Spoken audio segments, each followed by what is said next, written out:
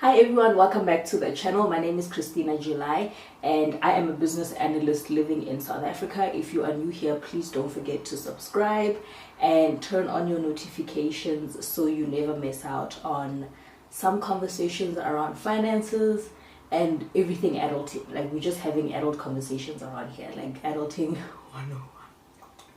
Okay, so in today's video, I want to talk about something that is slowly creeping up on us as a country, and that is the new changes that are coming to the South African retirement system. Starting from the 1st of September 2024, we will be seeing the introduction of the two-pot retirement system in this country, and this system brings some exciting changes apparently, right? Especially when it comes to being able to access your retirement savings. So if you are contemplating whether to withdraw from your retirement savings under this new system, you have come to the right place, because I'm here to sort of like break down the crucial things that you need to consider before you make that decision. And we will look at the pros and cons of withdrawing from your retirement savings, because is it really what we should be doing? All right. But anyway, before we jump into the considerations, let's quickly cover what the two-pot retirement system is all about, right? So as I mentioned, as of the 1st of September 2024, the system will split your retirement savings into 3 different pots, right? So they call it the two-pot system because it's like an introduction of 2 new pots, but it's 3 pots like all together, if that makes sense. So you have your vested pot, and then you have your retirement pot, and then you have your savings pot, right? This vested pot includes the money that you have saved and contributed or would have contributed until August the 31st, 2024. And this amount will remain in your retirement fund, and it is accessible when you resign from your work, if you are retrenched or you are dismissed, or like at a point of retirement, right?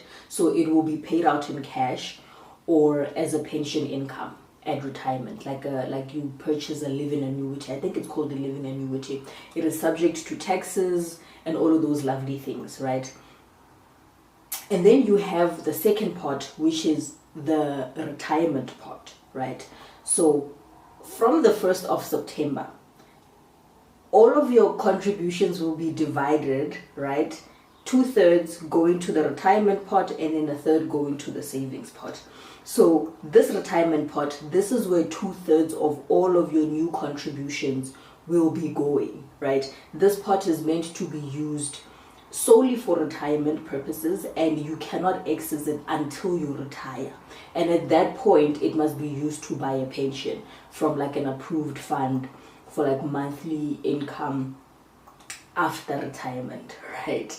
And then you have the savings pot, and this pot will receive like 1/3 of all of the new contributions, and it's designed for like immediate access, which is what we're going to talk about. So you can withdraw from this pot once a year, provided that you have more than 2,000 at that point. And it's important to note that the withdrawals are subject to like admin fees and subject to tax, because why would we think it's not? Right.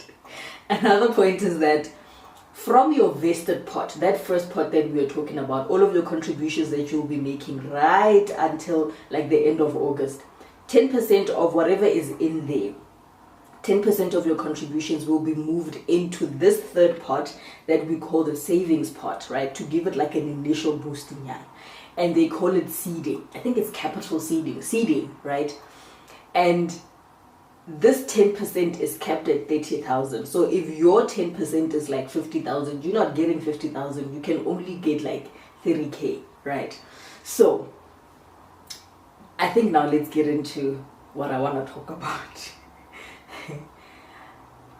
This system, if I remember correctly, it was introduced as, oh, South Africans are going through like financial crisis and people are getting into debt, and at the same time they kind of have a lot in their retirements. So how about we help them and allow them to access some of their retirement savings to help them with like the issues that they're facing now, and they don't go into further debt, right?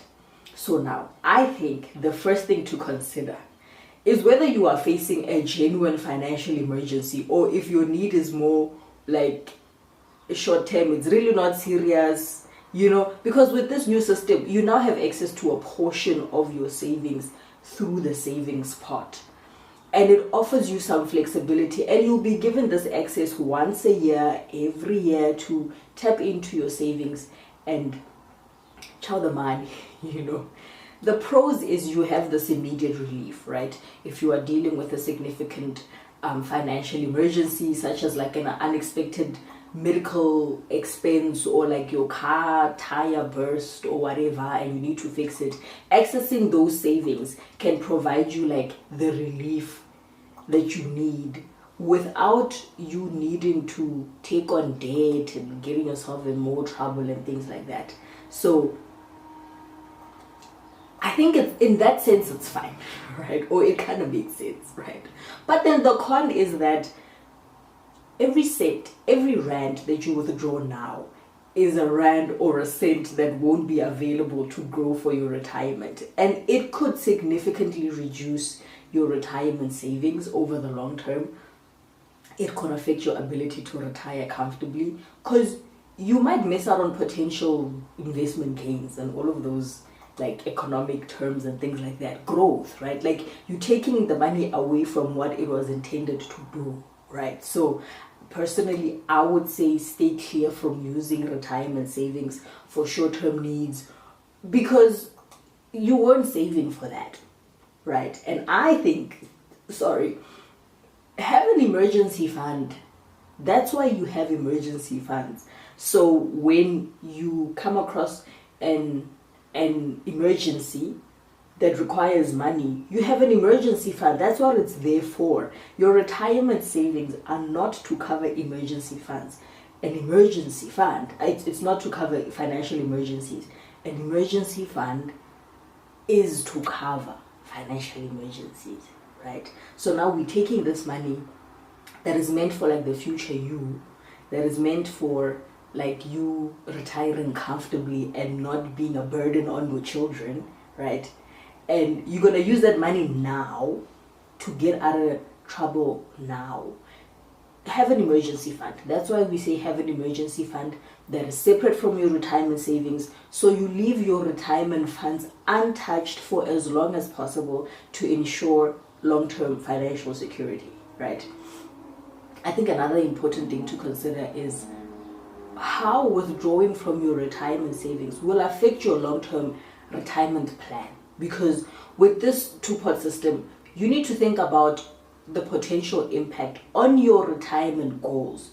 Because look, having access to a portion of your funds can provide that flexibility. You can manage your current financial situation, and potentially it can allow you to avoid debt or cover necessary expenses without derailing your retirement plan entirely. However, consider that your decision to cover yourself now could leave you exposed at a later stage, right? I'm talking about you not being able to retire comfortably. And at a point of retirement, I personally wouldn't want to stress about downsizing and cutting costs just to survive, because then what would have been the whole point of being working and saving for retirement? Because I want to maintain a long-term perspective, right? So don't just make decisions based on the now, but also consider the repercussions in the future. Another thing is tax, right? For me, the knowledge that I wouldn't get the full 30K was like an instant turn off for me. Like, because what's the point? Like, there are admin fees involved, and now I'm sharing this money, which is supposed to help me. Apparently, I'm now having to share it with the government. So let's just leave it, right? Like, for me, I was just like, no, it's fine. It's okay. And then lastly, I think consider the emotional and psychological impact of withdrawing from your retirement savings. Your financial decisions can have like an effect on your overall well-being and your stress levels, right? I mean,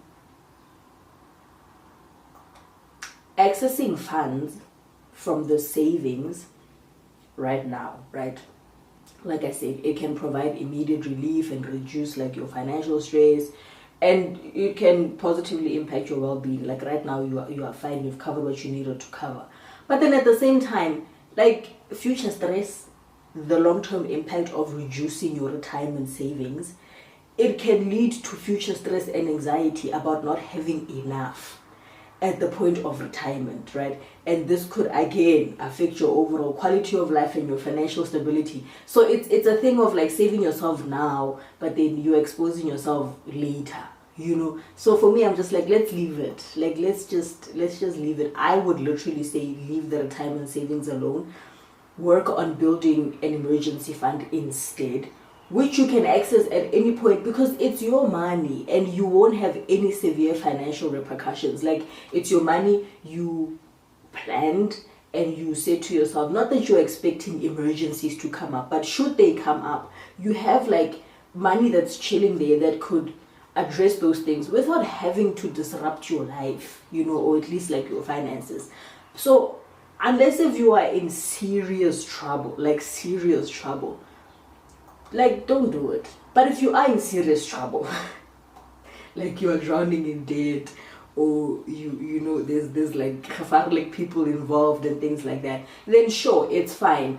Go in there, take the 30K, pay the tax, pay the admin fees and things like that, get your money, get yourself out of debt, or help yourself like breathe a bit. But don't make it a habit, because this is like an annual thing. So now don't go every single year and chow that money.